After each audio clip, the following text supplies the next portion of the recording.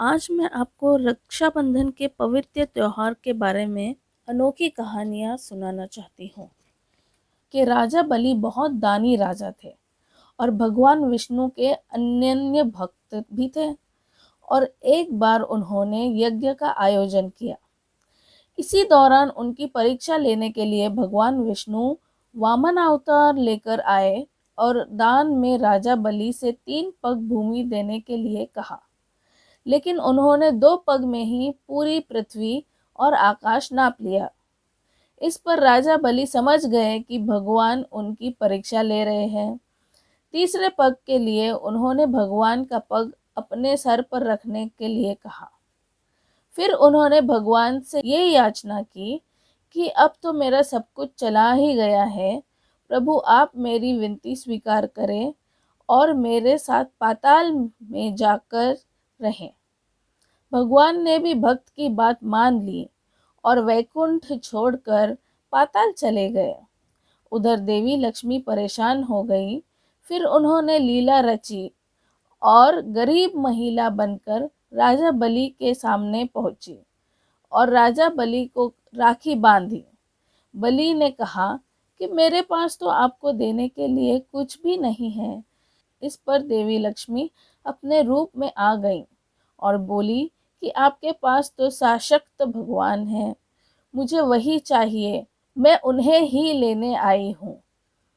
इस पर बलि ने भगवान विष्णु को माता लक्ष्मी के साथ जाने दिया और जाते समय भगवान विष्णु ने राजा बलि को वरदान दिया कि वह हर साल 4 महीने पाताल में ही निवास करेंगे। यह 4 महीने चतुर्मास के रूप में जाना जाता है, जो देवशयनी एकादशी से लेकर देव उठानी एकादशी तक होता है। आइए अब जाते हैं अपनी दूसरी कहानी की ओर। तो दूसरी हमारी जो कहानी है वो है द्रौपदी और कृष्ण भगवान की। राखी से जुड़ी एक सुंदर घटना का उल्लेख महाभारत में मिलता है। सुंदर इसीलिए क्योंकि यह घटना दर्शाती है कि भाई बहन के स्नेह के लिए उनका सगा होना जरूरी नहीं है। कथा है कि जब युधिष्ठिर इंद्रप्रस्थ में राजसूय यज्ञ कर रहे थे, उस समय सभा में शिशुपाल भी मौजूद था। शिशुपाल ने भगवान श्री कृष्ण का अपमान किया था, तो श्री कृष्ण ने अपने सुदर्शन चक्र से उसका वध कर दिया। लौटते हुए सुदर्शन चक्र से भगवान की छोटी उंगली थोड़ी कट गई और रक्त बहने लगा। यह देख द्रौपदी आगे आई और उन्होंने अपने साड़ी का पल्लू फाड़कर श्री कृष्ण की उंगली पर लपेट दिया। इसी समय श्री कृष्ण ने द्रौपदी को वचन दिया कि वह एक एक धागे का ऋण चुकाएंगे। इसके बाद जब कौरवों ने द्रौपदी का चीरहरण करने का प्रयास किया, तो श्री कृष्ण ने चीर बढ़ाकर द्रौपदी के चीर की लाज रखी। कहते हैं जिस दिन द्रौपदी ने श्री कृष्ण की कलाई में साड़ी का पल्लू बांधा था, वह श्रावण पूर्णिमा की दिन था।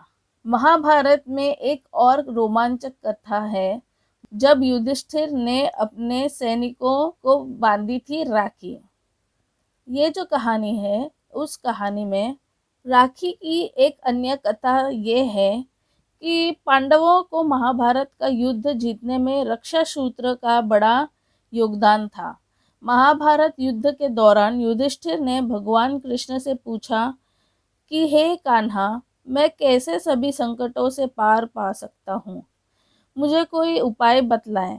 तब श्री कृष्ण ने युधिष्ठिर से कहा कि वह अपने सभी सैनिकों को रक्षा सूत्र बांधे, इससे उनकी विजय सुनिश्चित होगी।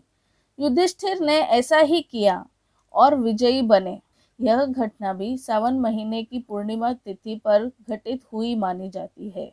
तब से इस दिन पवित्र रक्षा सूत्र बांधा जाता है, इसीलिए सैनिकों को इस दिन राखी बांधी जाती है। पत्नी सची ने इंद्रदेव को बांधी थी राखी। अगली जो कहानी है उसमें भविष्य पुराण में एक कथा है। वृत्रासुर से युद्ध में देवराज इंद्र की रक्षा के लिए इंद्राणी शची ने अपने तपोबल से एक रक्षा सूत्र तैयार किया और श्रावण पूर्णिमा के दिन इंद्र की कलाई में बांध दी। इस रक्षा सूत्र ने देवराज की रक्षा की और वह युद्ध में विजयी हुए। यह घटना भी सतयुग में ही हुई थी।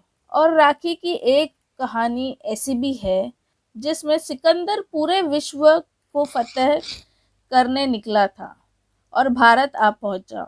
यहाँ उसका सामना भारतीय राजा पुरु से हुआ। राजा पुरु बहुत वीर और बलशाली थे। उन्होंने युद्ध में सिकंदर को धूल चटा दी। इस दौरान सिकंदर की पत्नी को भारतीय त्योहार रक्षाबंधन के बारे में पता चला। तब उन्होंने अपने पति सिकंदर की जान बख्शने के लिए राजा पुरु को राखी भेजी। पुरु आश्चर्य में पड़ गया, लेकिन राखी के धागे का सम्मान करते हुए उन्होंने युद्ध के दौरान जब सिकंदर पर वार करने के लिए अपना हाथ उठाया तो राखी देखकर ठिठक गया और बाद में बंदी बना लिए गए। दूसरी ओर बंदी बने हुए पुरु की कलाई में राखी को देखकर सिकंदर ने भी अपना बड़ा दिल दिखाया और पुरु को उनका राज्य वापस कर दिया। यह थी राखी की कुछ रोमांचक कथाएं। धन्यवाद।